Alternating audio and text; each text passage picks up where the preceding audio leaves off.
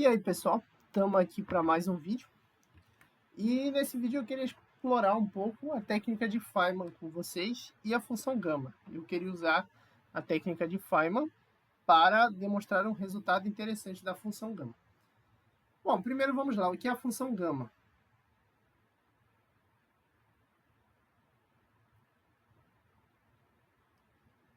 A função gama ela é uma função definida nos números reais, né? Dessa forma aqui. Gama de x é igual a integral de 0 até infinito de e, no caso a gente costuma escrever o t na frente, t elevado a x menos 1, e elevado a menos t dt. Então, enfim, né, justamente ela é uma função definida assim, é porque a integral que está aqui dentro não é expressável em termos de funções elementares. Então, a função fica definida em termos da integral mesmo, justamente porque a gente nota o seguinte, né? Para cada valor de x, na verdade, eu estou dizendo justamente que o gama de 2 é a integral, de 0 até infinito. Aí, no lugar de x, 2, né? 2 menos 1 dá 1. T é elevado a menos t dt. Pronto. Enfim, esse é o gama de 2. E aí, gama de 3, no lugar de x põe 3. Gama de meio, no lugar de x põe meio. Enfim, podem ver que para cada valor de x, essa integral vai dar um número, então é justamente a imagem daquele x. Então, bom, essa é a função gama. E o que ela tem de especial, que é o que a gente vai demonstrar hoje, é que para todo n natural, a função gama ela me retorna o fatorial do antecessor do n. Então, gama de um número natural é n menos 1 fatorial. Isso é bem interessante. A nossa ideia é demonstrar justamente quando eu jogo um número natural aqui no lugar do x, eu tenho n menos 1 fatorial. Essa é a nossa ideia, demonstrar essa propriedade interessante da função gama. Eu vou chamar isso aqui de 1. E para isso a gente vai usar a técnica de Feynman. O que é a técnica de Feynman? Basicamente o seguinte. O Feynman, quando ele foi estudar cálculo, ele usou um livro chamado Advanced Advanced Calculus, ou Cálculo Avançado, de um autor chamado Woods. Isso ele conta na sua autobiografia. Nesse livro existe um teorema, que é o teorema da derivação sob sinal de integração, e esse teorema é apresentado como uma das técnicas de solução de integral. Derivação sob sinal de integração.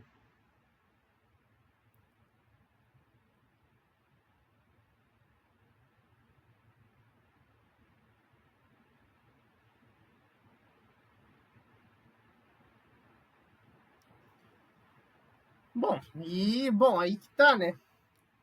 Esse teorema nesse livro é apresentado como uma das ferramentas de solução de integrais, só que não é uma técnica muito comum. As pessoas não conhecem tanto esse teorema como uma forma de resolver integrais, mas o Feynman conhecia, e aí ele cita na autobiografia dele, né, que às vezes alguns matemáticos lá em Princeton estavam tendo dificuldade com integração, aí ele resolvia rapidinho usando essa técnica. Ele dizia que é porque estava na caixa de ferramentas dele, que era uma caixa de ferramentas diferente do padrão. Como a técnica, usar esse teorema para resolver integrais, ficou mais famoso por ele, lá fora isso é chamado de técnica de Feynman de integral, né? Pelo menos na língua inglesa. Eu creio que os Estados Unidos chamem assim, não sei quanto a outros países, mas é o teorema da derivação sob sinal de integração, e o Feynman usava isso para resolver integrais mais rápido. Esse teorema realmente ajuda a resolver certas integrais. Aí dizem justamente que tinha uma integral lá que todo mundo estava batendo cabeça, ele usou esse teorema e em 5 minutos voltou com a resposta, deixou todo mundo boquiaberto, e desde então é conhecido como técnica de Feynman, de integração. E o que diz esse teorema? Ele diz basicamente o seguinte: se eu tenho uma derivada total de uma integral de uma função de duas variáveis que está sendo integrada em relação a apenas uma delas. E aí vejam, a variável que eu estou derivando é diferente da que eu estou integrando. Ele me diz que a integral e a derivada podem mudar de lugar desde que essa derivada se torne uma derivada parcial. Pronto, integral em relação ao mesmo dt. Então, basicamente o que diz o teorema? Diz que a derivada total de uma integração é a integração da derivada parcial, resumidamente. Basicamente diz isso, né? E como isso ajuda a resolver integrais? Realmente ajuda. E se vocês quiserem, podem comentar que em outros vídeos eu trago exemplos de integrais que a gente pode resolver usando isso aqui. Realmente facilita muito a vida em algumas situações. Mas bem, a nossa ideia vai ser usar este teorema, que eu vou enumerar como 2. A gente vai usar isso aqui para fazer a demonstração que a gente quer, né? Da função gama.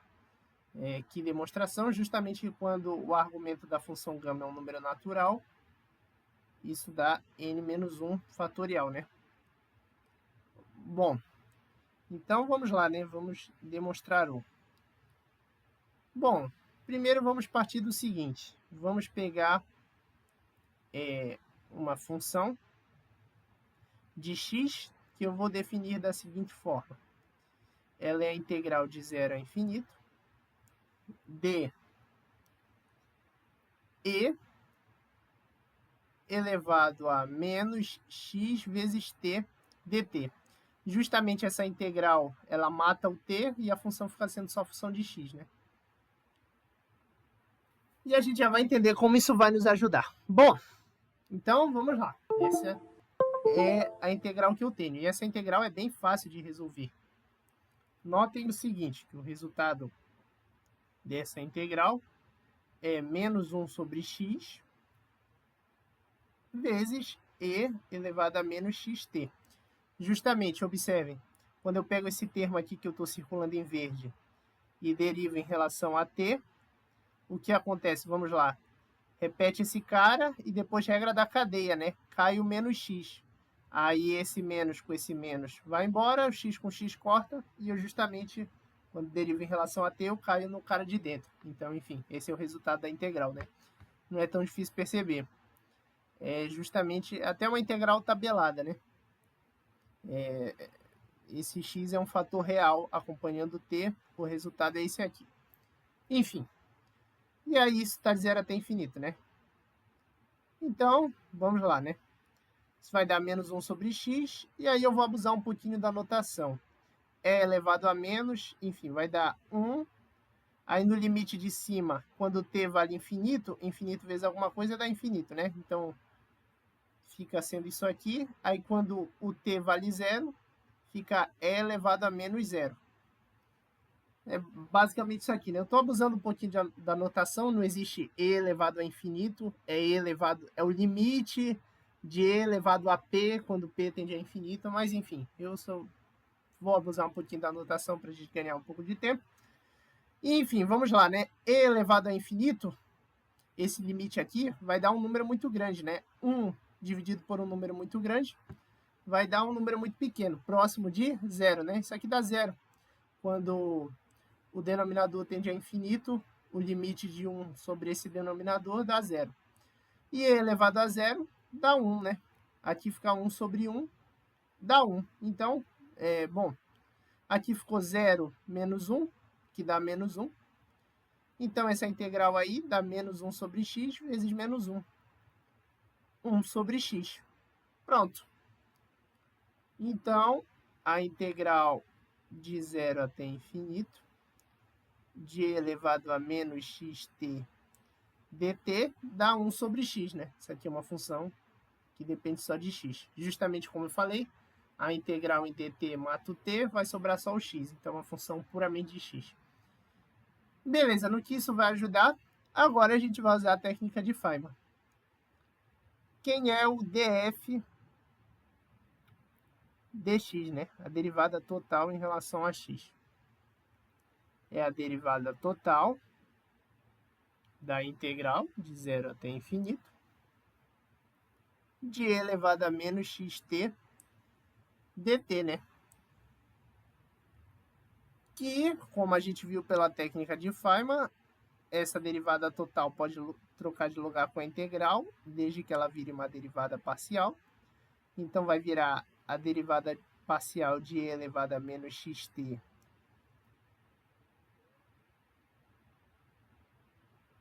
derivada parcial dessa função em relação a x. E aí, dt era a variável que eu estava integrando, né? E, por outro lado, a gente já calculou esse f de x explicitamente, ele dá 1 sobre x.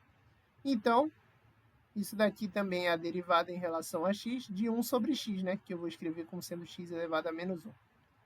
Pronto. Então, observemos o seguinte, vamos destacar os termos que nos interessam, que são esse aqui. Vou até escrever. Então, enfim, então a gente tem o seguinte, que a integral de 0 até infinito de del e elevado a menos xt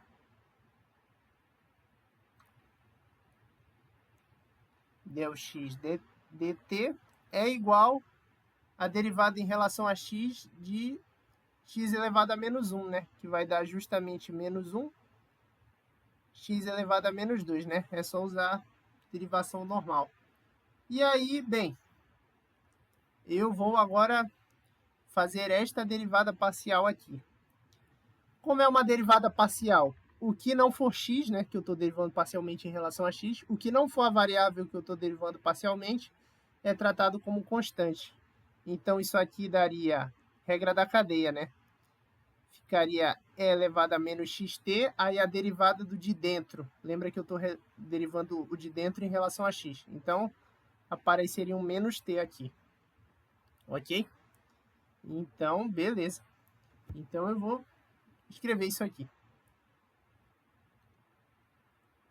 Esse menos eu vou escrever como menos 1, que multiplica t e elevado a menos xt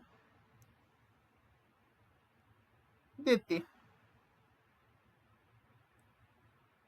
Isso aqui é igual a menos 1 x elevado a menos 2. Interessante. Vamos prosseguir. Eu vou derivar mais uma vez. Lembre-se que essa é df dx. Eu derivei a função f, lembrando aqui os limites de integração, né? Isso aqui está de 0 a infinito.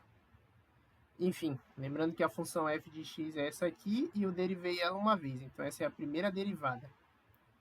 Ou eu vou até usar essa notação aqui, é f1 de x, a primeira derivada em relação a x. Pronto. Quem vai ser a segunda derivada? Bom, vai ser eu pegar a primeira e derivar de novo, né? Então, d dx da integral de 0 até infinito, de agora quem? Menos 1, t é elevado a menos tx, dt. E do outro lado, eu vou derivar em relação a x, o menos 1, x a menos 2, né? Que eu vou escrever assim, menos 1, x elevado a menos 2. Bom, vamos lá, né? E vocês já entenderam, técnica de Feynman, essa derivação total, troca de lugar com a integral e vira uma derivada parcial. E eu vou fazer o seguinte, eu vou tirar esse menos 1, e eu vou botar ele aqui para fora, porque, enfim, ele não vai participar da integração, nem da derivação. Pronto, del x de t é elevado a menos tx dt, e do outro lado o menos 1 não participa da integral. O menos 2 cai, né? E aí, quando esse menos 2 cair, eu vou fazer ele cair como o seguinte, menos 1 vezes 2, que é menos 2, né? o menos 2 cai e ali fica x elevado a menos 3. Interessante. Notemos o seguinte. Bom, menos 1 vezes menos 1 é menos 1 ao quadrado. Aí aparece um 2. E um x elevado a menos 3. E aqui desse lado, vamos lá, eu estou derivando parcialmente. Então o t não participa da derivada, ele é como se fosse uma constante. E a derivada parcial de e elevado a menos tx em relação a x, a gente acabou de fazer aqui em cima, olha. Dá menos t e elevado a menos xt. Então, em resumo é o seguinte. Tem esse menos 1 aqui fora. O t não participa da derivação parcial. Aí ficou del x de e elevado a menos tx. Só que a gente acabou de fazer, né? Quem dá esse cara? Esse cara dá justamente menos t, que eu vou escrever como menos 1, vezes t, de e elevado a menos tx dt. Aí vamos lá, eu vou unir algumas coisas. Nesse lado vai ficar menos 1, vezes 2, vezes x elevado a menos 3, menos 1 ao quadrado. Aqui também eu vou jogar esse menos 1 para fora da integral, vai ficar menos 1 ao quadrado também. T vezes t vai dar t ao quadrado.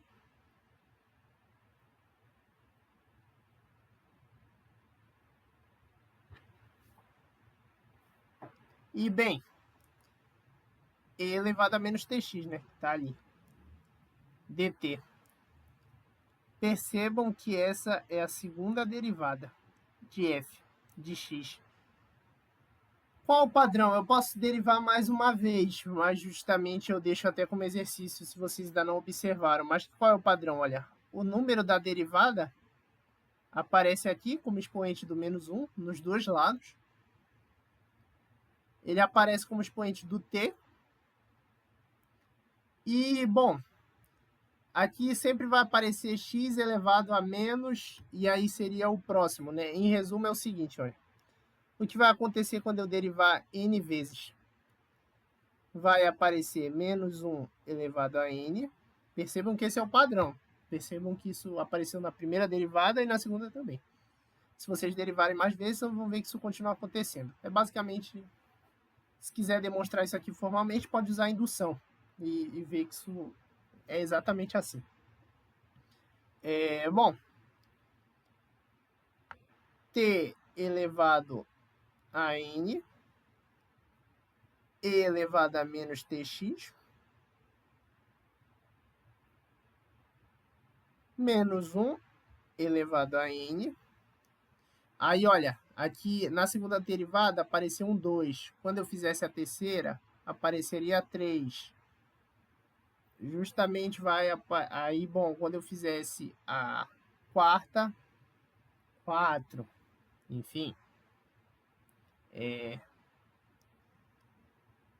2, na terceira derivada apareceria 3. Quem é que está formando? Se eu adicionar um aqui, vai virar justamente o fatorial. Então, aqui aparece justamente n fatorial. Olha, na segunda derivada apareceria 2 fatorial, que é 2. Está aqui o 2. Na terceira derivada apareceria um 6, que é 3 fatorial. 6 é igual a 3 fatorial. Então, enfim, percebam o padrão. A enésima derivada aparece menos 1 elevado a n, t elevado a n, e elevado a menos tx, menos 1 elevado a n, n fatorial, e x elevado a menos n mais 1. Bom, percebam que é esse o padrão. Bom, e agora o que é interessante é o que eu posso cortar, né? Isso aqui está dos dois lados. Então, vai embora. Então, eu fico que a enésima derivada da função, em função de x, é a integral de 0 até infinito, de t elevado a n, e elevado a menos tx, essa integral em dt, menos 1 foi embora, né? Isso aqui fica n fatorial x elevado a menos n mais 1. E aí eu vou fazer o seguinte, eu vou tomar quem é o f, quem é a enésima derivada de f, aplicada em 1, quando x vale 1. Ela dá justamente a integral de 0 até infinito de t elevado a n, e elevado a menos t, dt, 1 elevado a qualquer coisa dá 1, n fatorial. Só que quem é esse termo daqui? Isso que é interessante. Lembra? Quem é o gama de x? O gama de x é igual à integral de 0 até infinito de t elevado a x menos 1 e elevado a menos t dt. Então, o que acontece quando no lugar de x eu substituo n menos 1, n mais 1, onde n mais 1 é um número natural? Vai aparecer a integral de 0 até infinito de t elevado a n mais 1 menos 1 e elevado a menos t dt.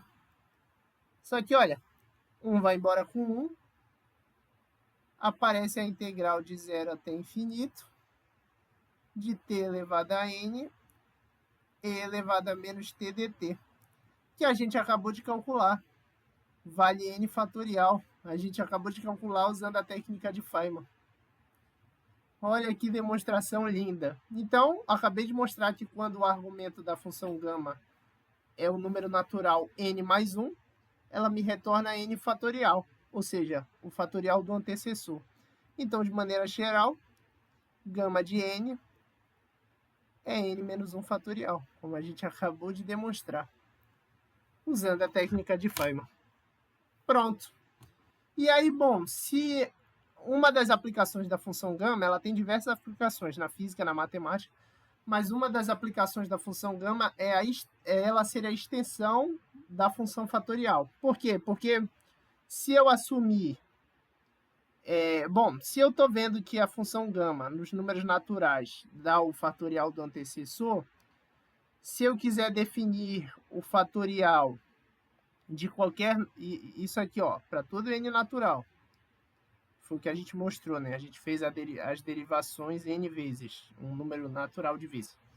Mas se eu quiser definir x menos 1 fatorial, onde x é qualquer número real, como sendo gama de x, eu posso, né? Porque se a função gama me retorna, se a função gama no número natural me retorna o fatorial do antecessor, então eu posso definir o fatorial de qualquer número real como sendo uma aplicação da função gama, né, naquele número. Bom, eu posso definir justamente que gama de x mais 1, por definição, é o fatorial de x. Isso para x pertencente aos reais. Então, se eu quiser fazer uma extensão da função fatorial para os números reais, eu posso usar a função gama. Essa aqui é a ideia. Bem, né? Aí daqui eu tiraria, por exemplo, que gama de meio mais 1 é igual a meio fatorial. Aí eu calcularia o fatorial de meio, que seria a gama de 3 meios, né? Que é meio mais 1. Que, por sua vez, seria a integral de 0 até infinito de t elevado a 3 meios menos 1, né? Que vai dar meio. E elevado a menos t dt, né? Se eu calcular essa integral, eu teria o fatorial de meio. Enfim, é isso. Concluímos a demonstração, espero que tenham gostado do vídeo. Deixem mais sugestões, comentem se vocês querem ver mais aplicações da técnica de Feynman. E é isso.